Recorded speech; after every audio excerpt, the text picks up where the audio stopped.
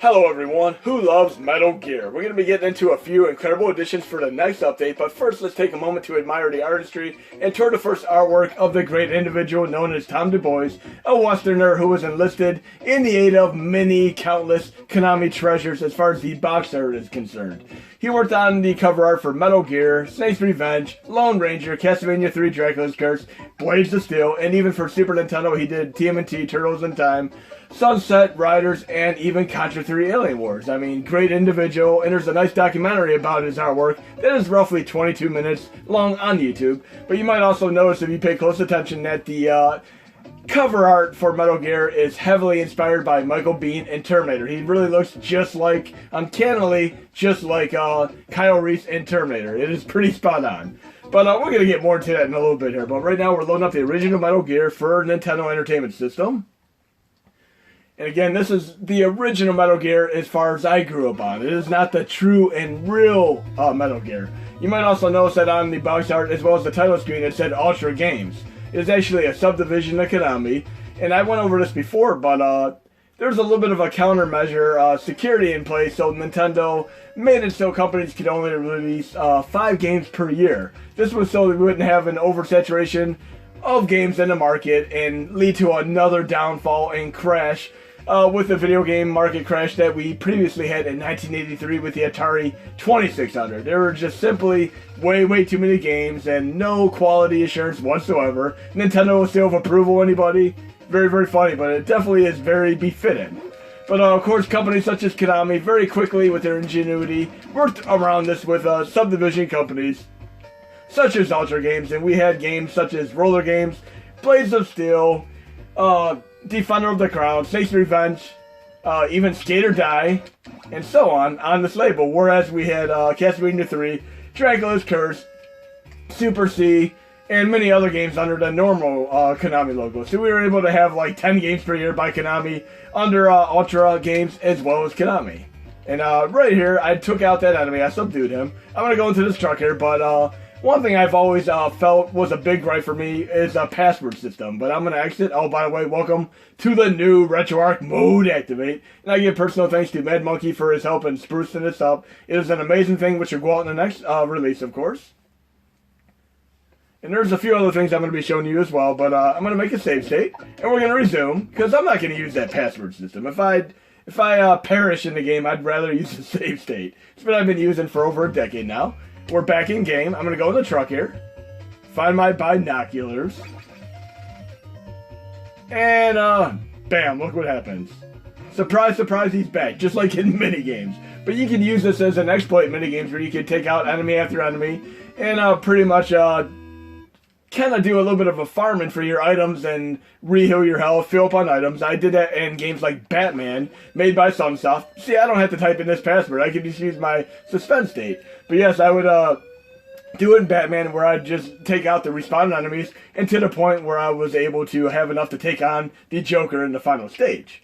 And I remember years ago when I needed to go somewhere, my mom would say, oh, go ahead and close up your game. And I would sit there for 2 to 5 minutes trying to figure out the password system and make sure it's all accurate. And some games even use zeros and O's, which was a travesty. And if you do not put a little slash in the zeros, you were screwed. But again, we had Metal Gear. This is not the original intended Hideo Kojima production, the visionary guy behind Metal Gear Solid 4 and 5. This is actually a port of the original Metal Gear, right here, for the MSX, but it was ported over the source code wise for Nintendo Entertainment System, and they did a rush job of this in 3 singular months in order to get this out before Christmas. And Hideo Kojima publicly disowned this and was absolutely furious. But I'm going to show you another thing. I mean, some of the things that are cool is since the game was rushed, there are a few bugs and exploits that you could utilize and beat in the game. Watch this little attract mode here. This is a scene where you typically see a pit open up in the floor, but all you have to do is really push the select button or, pause the game, and then it'll reset the trap. So you can get through the gas chambers, the pits in the ground, and all that jazz.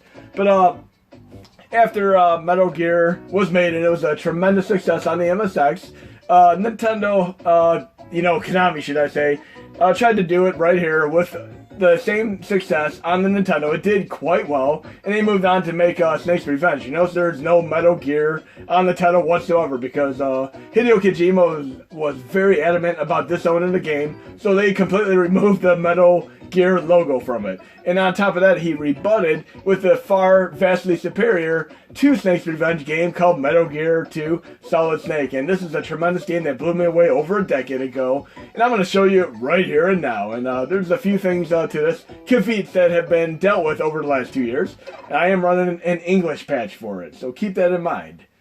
And you might have seen this game on the collections for Metal Gear Solid 3 Subsistence on PS2, PS3, and other formats.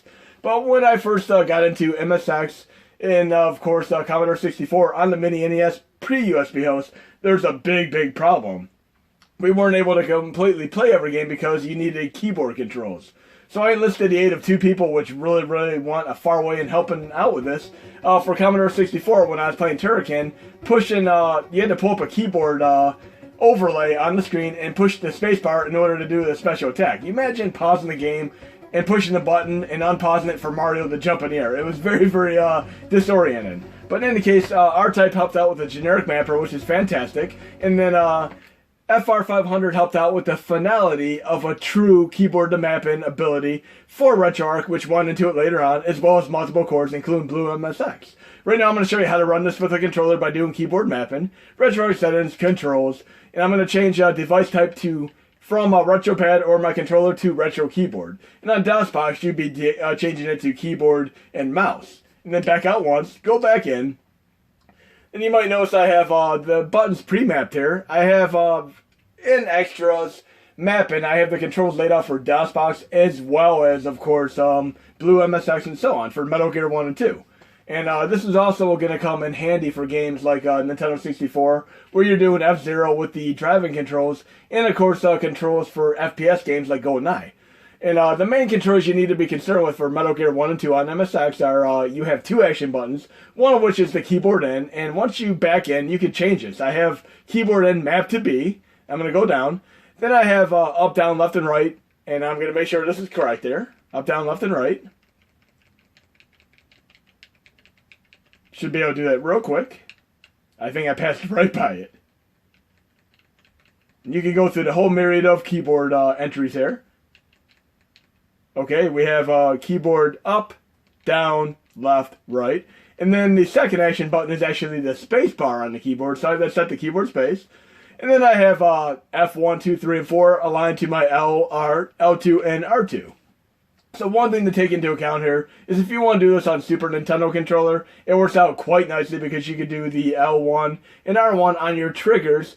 And of course you could do the X and Y buttons for the L2 and R2. And you're going to need these because these are for the equipment and other sub-menus, as well as pausing the game and doing the transponder transceiver.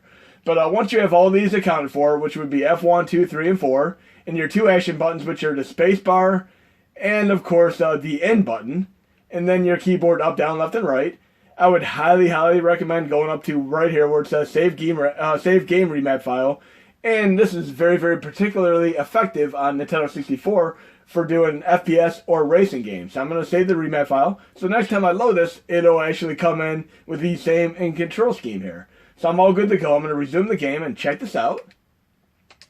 And again, I have DOS covered as well as MSX as far as the generic controls you need for Metal Gear Solid 1, 2, and other various games. In ColecoVision, you can mostly run just with the standard RetroPad or controller. But again, when I played this many years ago, this translation blew my mind. I love the work that Hideo Kojima and company put into this Metal Gear 1 and 2, the true originals. I also grew to love the inferior Nintendo versions, but it is what it is. I, in fact, tried to return the Metal Gear 1 for Nintendo when I first got it, but since it was open, they wouldn't let me return it, and I grew to love it. Here it feels like I'm playing John Rambo, but it looks like Kyle Reese. Great soundtrack here.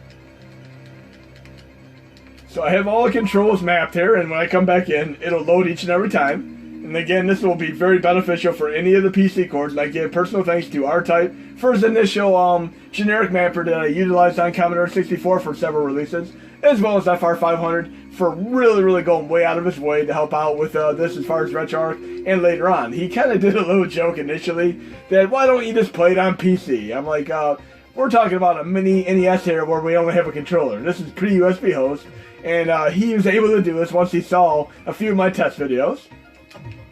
I do have my action button, which is the N key on my B button. So we're going to take out a few enemies here. And there's going to be another incredible bonus here I'm going to show you as well.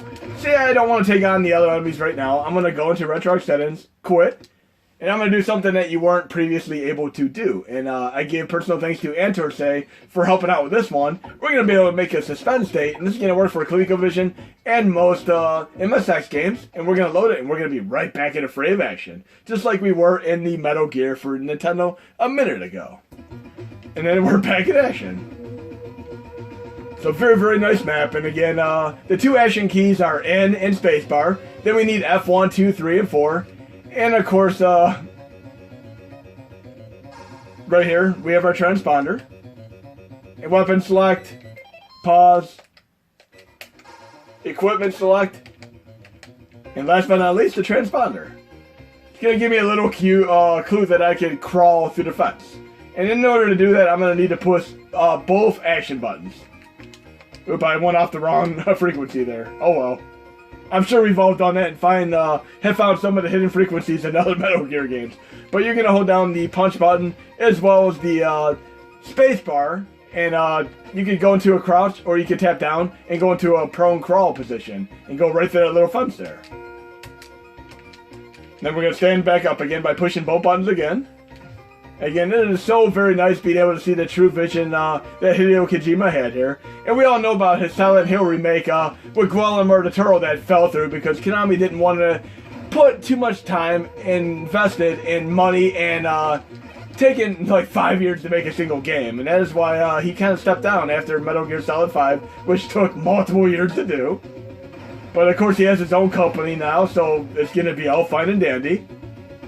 Konami wanted to get into the mobile phone market, which even Nintendo didn't want to do initially, but they did, and the Mario Runner game turned out to be a tremendous success for them.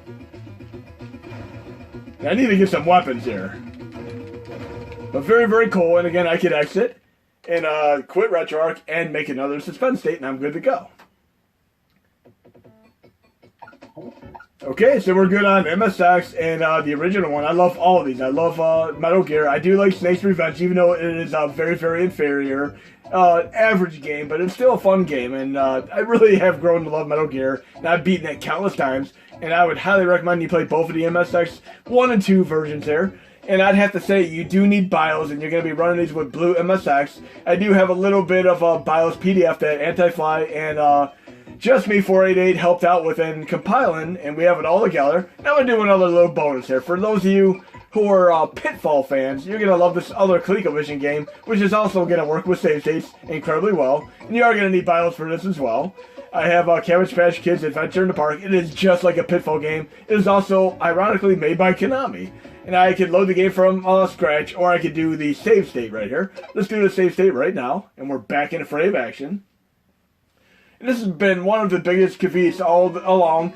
Not having controls, keyboard to controller mapping, and secondly, not being able to properly save. So you can properly save for ColecoVision as well as MSX and MSX2 games now. But yes, this is I failed, but I could always reload the save state if I wanted to, just like Accident. You can also do RetroArch saves and quick save, and of course quick load. You can do that through the hotkeys. But generally, I don't need to do that. I'm going to exit, and I'm going to go back into the same suspend state real quick. So I'm exiting back to the main user interface with my home button, or down select, and a reset button on the mini. Okay? And then I'm going to reload that suspend state. And I'll be right back in a frame action. And ironically, when the Atari 2600 came out, Atari would not allow people to have their names on the game. So the creator of Adventure kind of put a little Easter egg, the first known Easter egg in any video game ever, where you go into a little... Jeez, I failed it. I'm going to start the game over again real quick. I'm not going to use the suspend state. So we're starting over again real quick from scratch here. But he put a little room in the game where you're able to actually see his name, and that was the first Easter egg. And of course, the guy behind Pitfall, David Crane, separated from Atari with a few other individuals and formed Activision, where people could have their names on the games as they created them. And the rest is history. And one thing I'd like to also mention is that when you're playing some games for ColecoVision and so on, the jump button, especially for the Smurfs game, which is also like this, is usually mapped to the up button. You can go to controls and map it so it is on your B or A button, because it is a lot easier to jump with the B button than it is to try to push up and jump, like with Legend of Cage. I'm expecting the pit to open up in the middle of lava, just like in Pitfall. But I hope you enjoyed the video, and I'll be doing one more video on some other editions. But yes, you can play Metal Gears, the original 1 and 2, on MSX with complete saves and nice and easy controller keyboard mapping, thanks to FR500 and the initial mapper that, of course, R-Type helped out with. Hope you enjoyed the video, guys and gals, and the update will be out this weekend.